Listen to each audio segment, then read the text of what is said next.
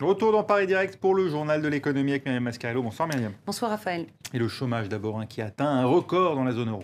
Oui, 19 200 000 personnes qui étaient absolument sans travail à la fin du mois de mars, donc il y a encore quelques semaines. Ça représente 12,1% de la population active. C'est un record absolu. Et si on regarde parmi les pays qui sont les plus touchés, eh bien on trouve la Grèce, l'Espagne ou le Portugal, qui chacun à leur manière sont des pays qui bénéficient d'une assistance financière de la Troïka, du FMI et de l'Union européenne. Et c'est un argument de plus pour les adversaires des politiques d'austérité qui sont menées actuellement en Europe, au premier rang desquels Enrico Letta, le tout nouveau Premier ministre italien, qui a eu la confiance du Parlement hier et qui est déjà à Berlin aujourd'hui et qui est venu dire à Angela Merkel de ne pas oublier la croissance. Écoutez-le.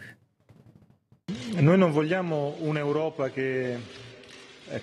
ne demandons pas une Europe qui autorise à qui le souhaite de s'endetter. Nous voulons une Europe qui mette autant de détermination à construire les règles qui empêchent l'endettement qu'à défendre une politique de croissance.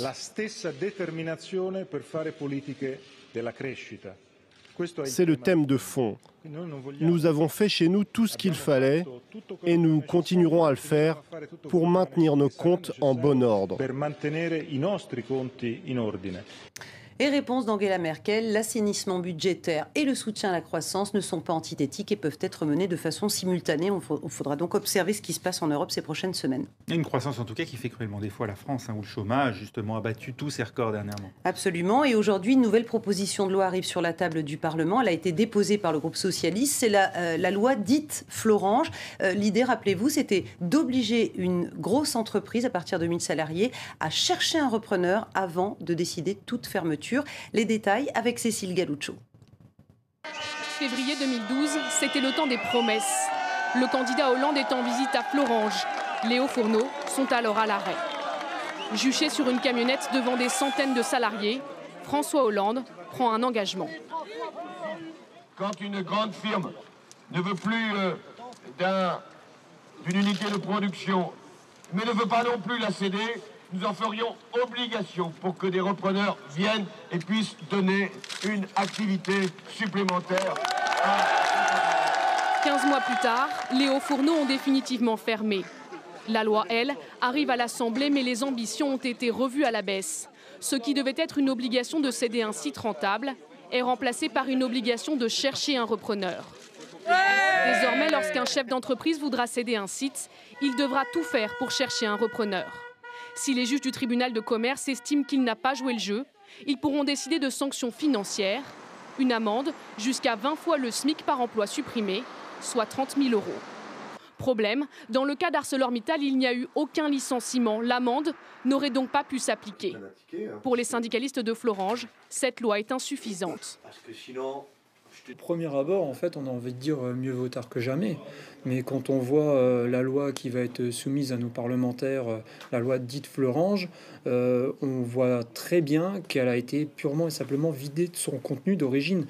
Chaque année, une poignée d'entreprises pourrait être concernée par ce texte. Mais pour les députés socialistes, l'engagement de François Hollande est désormais rempli.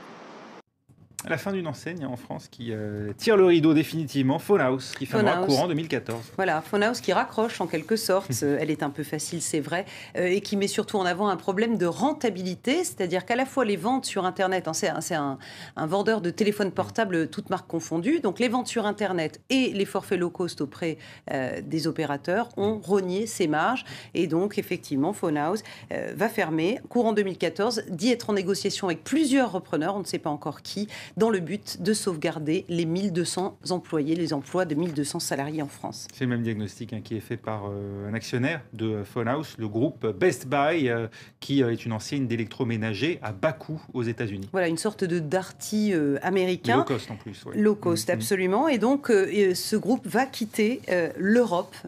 C'est là encore la concurrence d'Internet qui est mise en avant pour expliquer un problème de rentabilité. Best Buy va donc revendre en fait ses parts à son partenaire européen qui s'appelle Carphone House.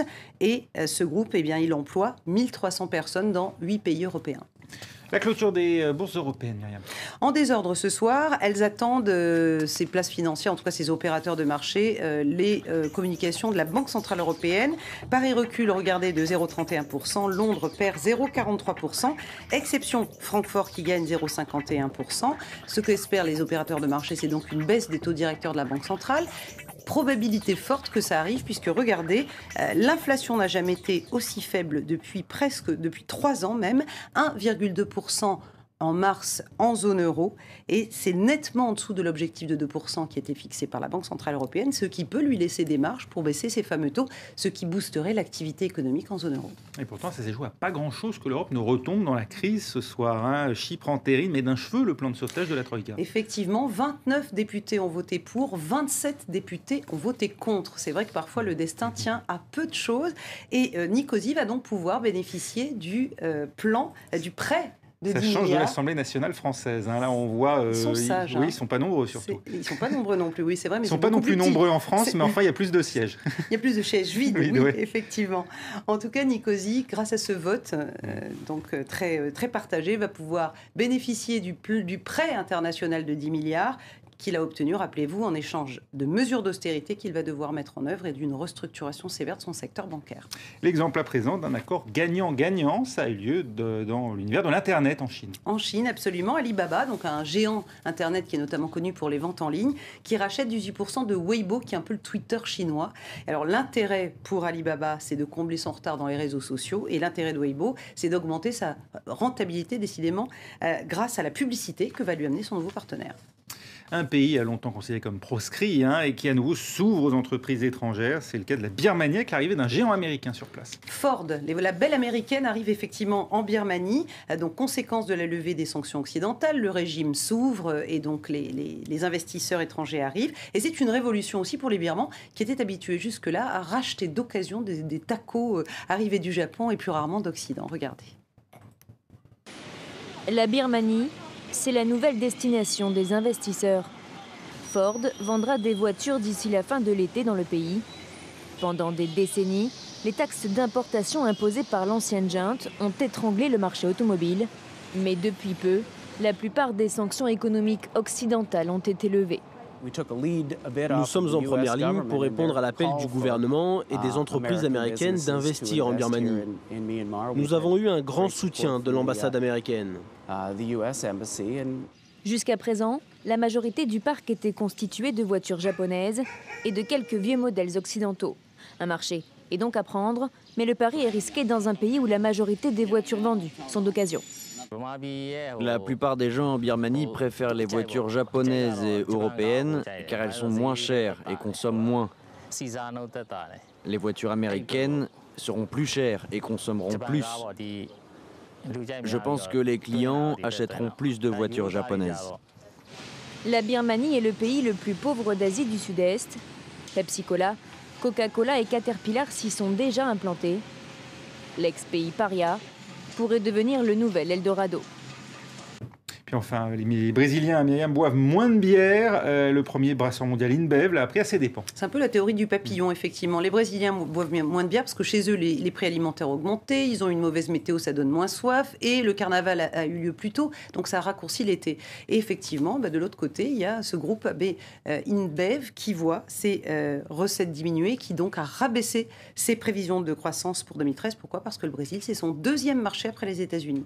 Merci Myriam, rendez-vous dans 2 heures pour un nouveau journal de l'économie. Restez avec nous tout de suite, c'est la météo et juste après la suite de Paris Direct.